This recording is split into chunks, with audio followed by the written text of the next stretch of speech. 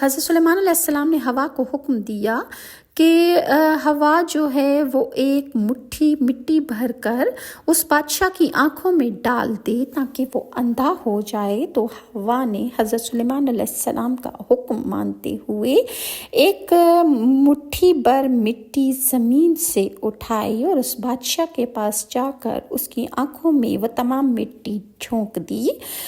لہٰذا بادشاہ فوراً غش کھا کر زمین پر گر پڑا اور لوٹ پوٹ کرنے لگا اور زمین پر اس کا برا حال ہو گیا۔ اسی کے شیروں نے اس بادشاہ کا سر کاٹ کر کھا لیا، اور بعض نے کہا ہے کہ ٹڈی آ کر اس کی پلید کی آنکھوں کو کھا گئی۔ اس طرح وہ پلید جہنم کی طرف اس کا سفر ہوا، یعنی جہنم واصل ہو گیا اور باقی کافروں کے لشکر کو حضرت سلیمان علیہ السلام نے جا کر دریا میں بہا دیا، اور بادشاہ عنکبوت کی بیٹی جو کہ نہایت حسین تھی، اس کو حضرت سلیمان علیہ السلام اپنے تخت پر اٹھا کر اور شہر کو ویران کر کے اپنے ساتھ لے کر اپنے محل واپس آ گئے۔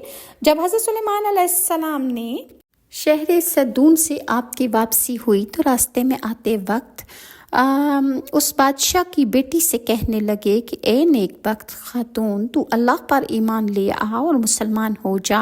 اس لڑکی نے جواب دیا کہ بے شک میں مسلمان ہو گئی ہوں، لیکن مجھ کو میرے باپ سے ملاقات کراؤ۔